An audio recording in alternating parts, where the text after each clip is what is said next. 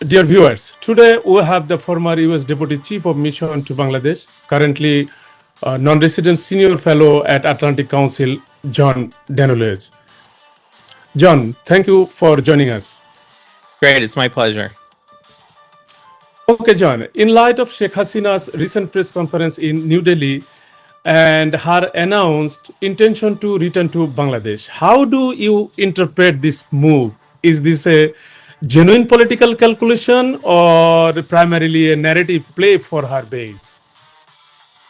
Thanks. Well, first, let's make one thing clear. Sheikh Hasina has no intention of returning to Bangladesh, not in December, not ever. There was nothing that was said at the press conference that was new. She had announced her intention to return in December earlier. We can talk about why she might have done that. Nothing that we heard from her son or any of the other speakers was new. What Hasina and her colleagues were clearly trying to do was to divert attention from the commemorations of this 2-year anniversary of her flight from Bangladesh in August of 2024. She was trying to send a message to her supporters, those who she fears are going to break away from her. She was trying to send a message to those who are providing her funding and support. And she was trying to interrupt attempts by India and Bangladesh to forge a new relationship going forward. And most of all, she didn't want people talking on August 5th about her ignominious flight from Bangladesh. She wanted to present herself as some prodigal daughter about to bravely return to Bangladesh. I believe that when December comes and goes, Sheikh Hasina will still be outside the country. And finally, hopefully at that point, people will be able to see through what she and others have been saying. Okay, so given that Dhaka has officially requested her extradition under the bilateral treaty, why do you think she felt the need to publicly announce a planned return at this moment? Well, again, she's trying to seize the initiative. She doesn't want the story to be about what others are planning to do. She wants to pretend that she's still the one calling the shots, when that's clearly not the case. As I mentioned before, she has no intention of returning to Bangladesh. She knows, as does everyone else, that if she were to return to Bangladesh, the only way she would do so is as part of a judicial process whereby she's sent back from India and she's escorted back to Bangladesh by Bangladeshi, law enforcement officials to face trial and to face the sentence for the case in which she's already been convicted. She's not going to return as a conquering hero. There's not going to be any deal that allows her back. She's not coming back as a tourist or as anything other than a fugitive who needs to face justice. And the same goes for the others who have sought refuge in India or elsewhere alongside her, those others who have been credibly accused or convicted of their involvement in crimes in July and August of 2024 and previously. Sheikh Hasina's son, Shojibad Joy, stated in an interview with Al Jazeera that his mother was done with politics and intended to retire. What explains this shift in message? What is your comments about it? Yeah, well, again, I don't believe anything that comes out of the mouth of Sheikh Hasina or her family members.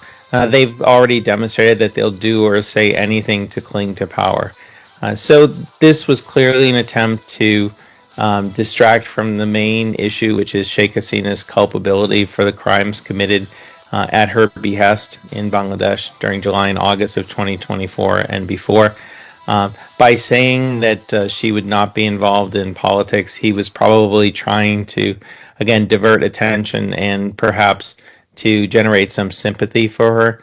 But anyone who knows Sheikh Hasina, and I certainly know her from my years in Bangladesh and my interactions with her, know that she's not about to give up power. She did nothing during her time in office to groom any successor. She didn't allow any internal democracy within her own party. And anyone who was seen as a potential threat, she sidelined. Not just in the end of her regime, but throughout her entire tenure, she systematically moved aside anyone who would not do whatever she said, and anyone who showed any independence, and anyone who might be a threat to her. Okay, Sheikh Hasina left the country during the August uprising, yet she is now framing the situation as she is being prevented from returning. What do you make of this, and who do you think it is intended to reach? Yeah. Well, again, let's be clear. Sheikh Hasina made the decision in August of 2024 to flee Bangladesh. She abandoned her country, she abandoned her party, she abandoned many of those of her supporters. Now, she did so because she was convinced, I think rightly, by her inner circle that if she were to have stayed, she would have been arrested and that justice would have been done. So she left to flee justice, not for any other reason. She didn't flee to, prevent further loss of life. She didn't flee for the good of the country. She fled at the time because she thought it was in her interest.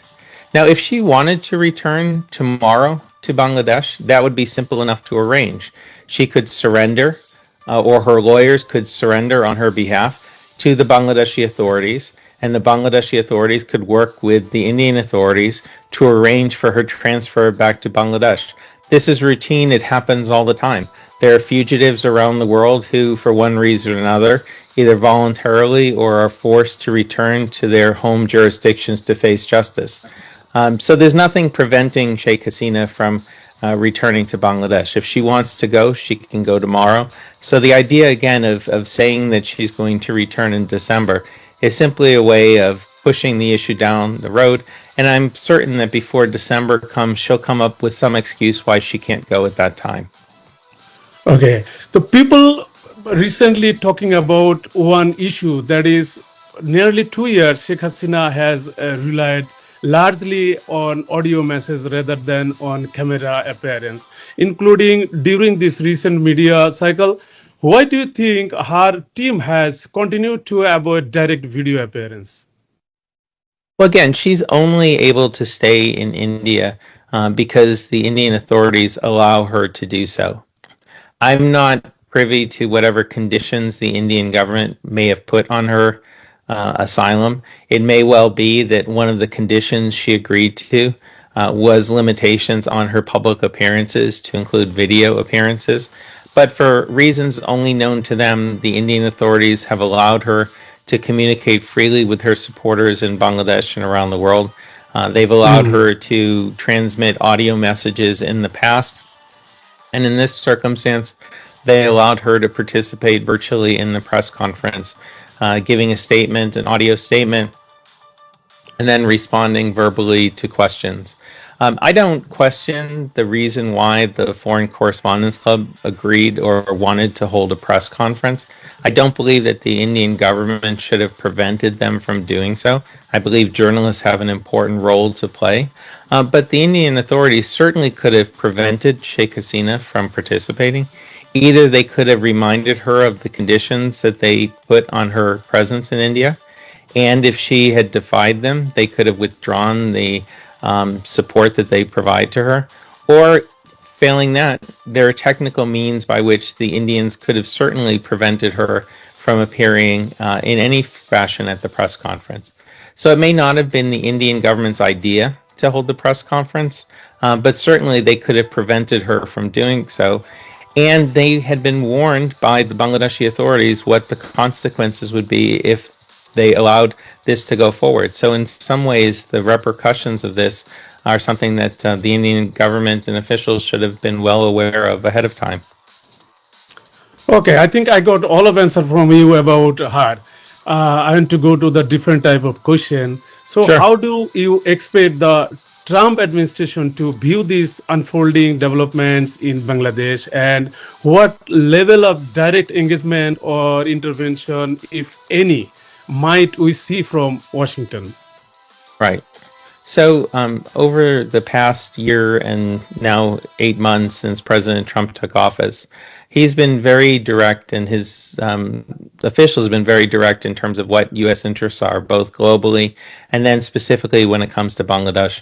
The United States is very ably represented by Ambassador Brent Christensen in Washington. There have been a number of high-level interactions with Assistant Secretary of State Paul Kapoor and Presidential Special Envoy Ambassador Sergio Gore visiting Dhaka, among others. And the Foreign Minister, Dr. Khalil Rahman, the State Minister for Foreign Affairs, the Finance Minister, and other senior officials have been in Washington.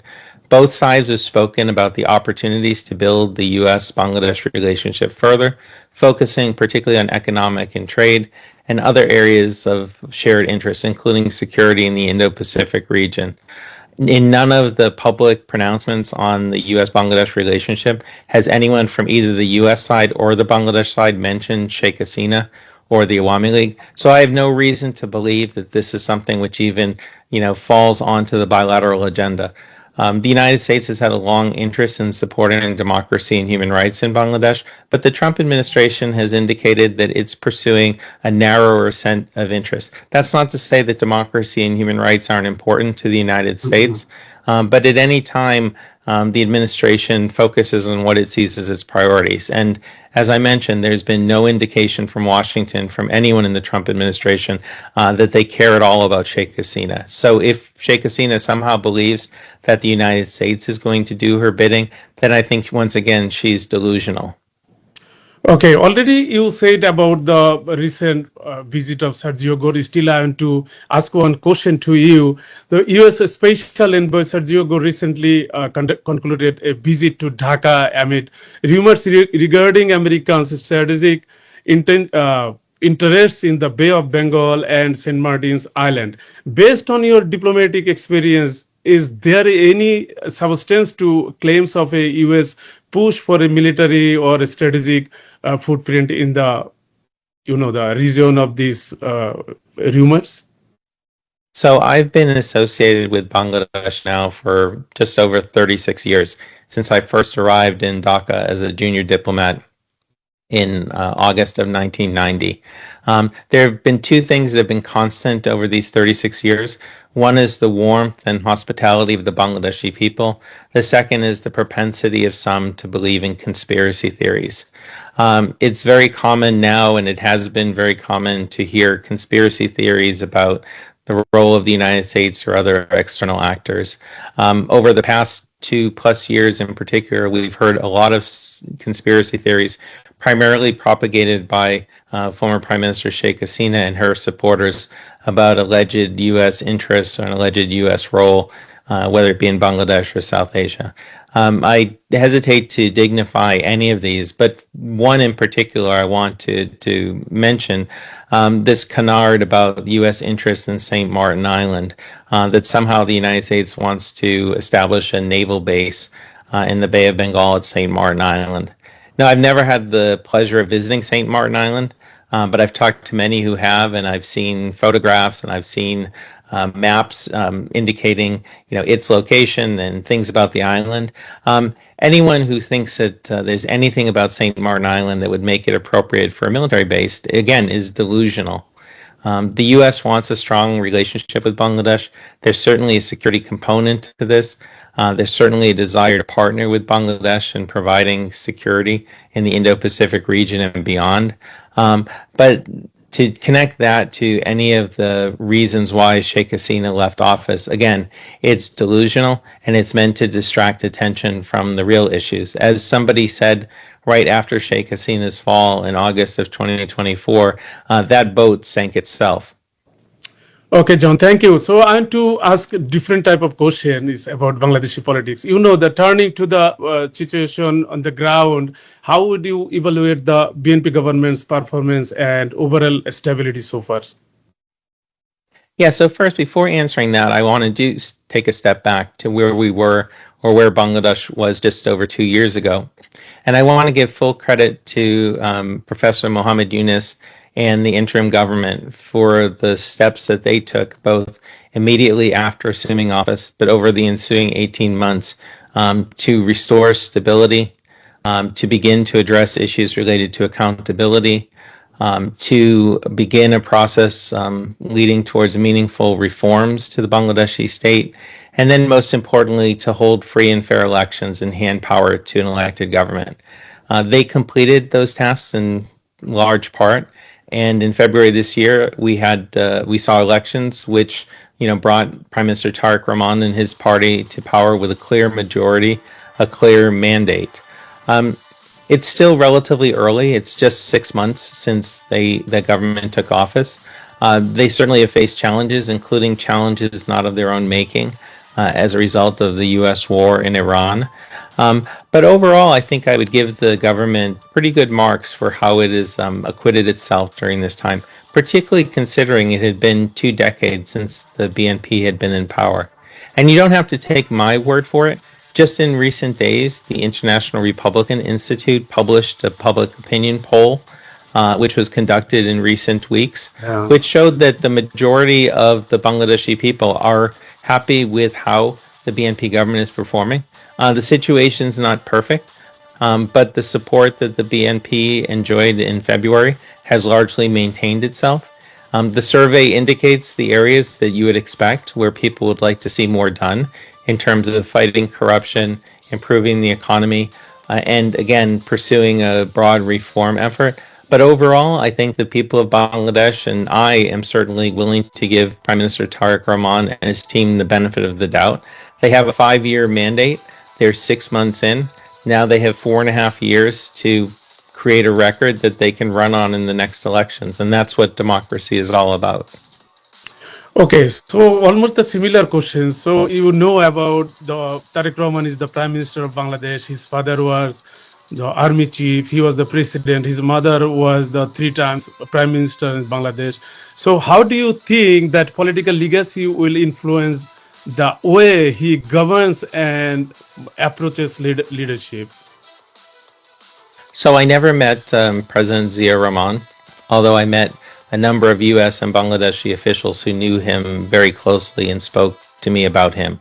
I did have the privilege and the honor of knowing Begum Khalida Zia, meeting with her on a number of occasions, both in larger settings and smaller ones.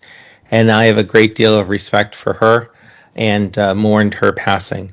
I've never met Tariq Rahman. In fact, of all of the major political players in Bangladesh, he's the one individual I've never met. I returned to Bangladesh in August of 2007. By that time, he was already in prison after the 111 change in government. He left Bangladesh for the United Kingdom while I was in Bangladesh, but I never had any contact with him during his time in the United Kingdom, and certainly not since he's returned to Bangladesh. So everything I know about him, I know secondhand. Again, I give him high marks for what he's done and said, both since taking office, but also during the campaign period. I was on record having argued that, in my view, it would have been preferable for him to have returned to Bangladesh earlier than he did, so that the country could get a chance to know him better, and he could get a chance to know the country better and what had changed in the years that he had been gone. But I think you can see signs already that during his time in the United Kingdom, he was closely observing the situation in Bangladesh. Obviously, he maintained close contact with an inner circle of advisors and people within his party. But I think he also